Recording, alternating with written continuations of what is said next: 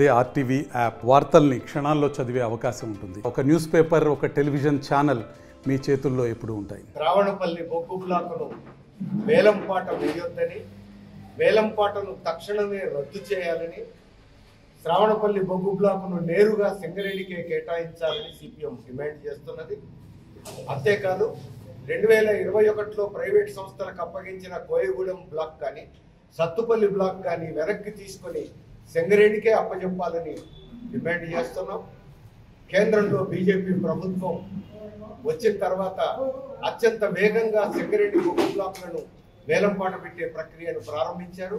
ఇది తెలంగాణ ప్రజలను మోసం చేయడం తప్ప మరొకటి కాదు. ఇలాంటి సమయంలో రాష్ట్ర ప్రభుత్వం కూడా కేంద్రంతో ఒత్తిడి తెచ్చి సింగరేణికే ఈ బొగ్గు బ్లాకులు దక్కే విధంగా చేయాల్సిన బాధ్యత ఉంది. ఇదెన్నటి వరకు సాగినటువంటి శాసనసభలో తీర్మానం చేయాలి అని చెప్పి డిమాండ్ చేశాం. బాధాకరమైన విషయం, రాష్ట్ర ప్రభుత్వం తీర్మానం చేయడానికి అంగీకరించలేదు. ఇప్పటికైనా రాష్ట్ర ముఖ్యమంత్రి నాయకత్వంలో రాష్ట్రం నుంచి అన్ని రాజకీయ పార్టీ నాయకులను తీసుకొని ప్రధానమంత్రి దగ్గరికి రాయబారం పోవాలి, ఒత్తిడి తేవాలి. ఒప్పుకోకపోతే ఢిల్లీలో జంతర్ మంతర్ దగ్గర తెలంగాణలో ఉన్న రాజకీయ పార్టీల నాయకులందరూ కూడా ధర్నా చేయాలని చెప్పేసి మేము కోరుతున్నాం. సింగరేణిలో ఉన్న అన్ని యూనియన్లు ఐక్యంగా పోరాడాలి, సింగరేణి కార్మికులు కదలాలి. ఈ రాష్ట్రంలో తెలంగాణ ప్రజలందరూ కూడా సింగరేణిని కాపాడుకోవడం కోసం కదలాల్సిన అవసరం ఉంది. ఈ సందేశం ఇవ్వడం కోసమే సిపిఎం రాష్ట్ర కమిటీ ఆధ్వర్యంలో సింగరేణి పరిరక్షణ యాత్రను నిర్వహిస్తున్నాం. ప్రజలందరూ సింగరేణి కార్మికులు, అధికారులు ఈ విషయాన్ని అర్థం చేసుకుని ఐక్య ఉద్యమాలకు సిద్ధం కావాలని విజ్ఞప్తి చేస్తున్నాం. సింగరేణి సంస్థ పరిరక్షణ కోసం సింగరేణి సంస్థ పరిరక్షణ యాత్రను సిపిఎం పార్టీ చేపట్టింది.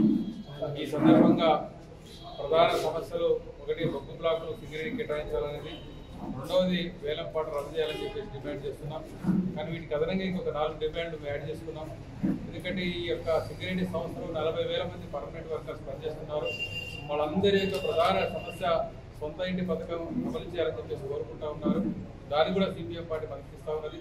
అలాగే పర్మనెంట్ వర్కర్స్కు యొక్క అలవెన్స్ అంటే పెన్స్ పైన ఇన్కమ్ ట్యాక్స్ అనేటువంటిది సింగరేణి భరించాలని చెప్పేసి కోరుకుంటా ఉన్నారు. కోల్ ఇండియా మాదిరిగా దాన్ని కూడా సిపిఎం పార్టీ బలపరుస్తూ ఉన్నది. అలాగే 26,650 మంది కాంట్రాక్ట్స్ లేబరు సింగరేణిలో పనిచేస్తూ ఉన్నారు. గత 2-3 దశాబ్దాలుగా పనిచేస్తూ ఉన్నారు. ఎవరు పర్మనెంట్ కాలేదు. వాటి సింగరేణి కాంట్రాక్ట్ కార్మికులందరినీ పర్మనెంట్ చేయాలని, అలాగే వాళ్ళకి హైపవర్ కమిటీ వేతనాలు కూడా ఇవ్వాలని చెప్పేసి సిపిఎం పార్టీ ఈ యొక్క 6 సమస్యల్ని బలపరుస్తూ వాటి ఉద్యోగ కార్మికులు చైతన్యపరుస్తూ యొక్క యాత్రను కొనసాగిస్తూ ఉన్నాం. సింగరేణి సంస్థ అనేటువంటిది తెలంగాణకు చాలా ఆర్థిక చాలా కీలకమైనటువంటిది. ఇవి ఇప్పటికి వరకు సుమారుగా మొత్తం కేంద్ర రాష్ట్ర ప్రభుత్వాలు వేల కోట్ల రూపాయలు డివిడెండ్ రూపంలో తీసుకుంటా ఉన్నాయి. మరి వేలాది మందికి, లక్షల మందికి ఉపాధి కల్పించేటువంటి ఈ సంస్థని పూర్తిగా ధ్వంసం చేసే పద్ధతులు కేంద్ర రాష్ట్ర ప్రభుత్వాలు ఉన్నాయి. కాబట్టి ఈ సంస్థ పరిరక్షణ కోసం ముందుగా ముఖ్యంగా నిరుద్యోగ సమస్య పరిష్కారం కోసం అనేటువంటిది మనం పోరాడాల్సిన అవసరం ఉందని చెప్పి సిపిఎం పార్టీని భావిస్తూ మరి ఈ కార్యక్రమాన్ని కొనసాగిస్తా ఉన్నాం. మరిన్ని వీడియోస్ కోసం ఛానల్ ని సబ్స్క్రైబ్ చేయండి. లేటెస్ట్ అప్డేట్స్ కోసం వాట్సాప్ ఛానల్ ని ఫాలో చేయండి. అండ్ లింక్ డిస్క్రిప్షన్ లో ఉంది.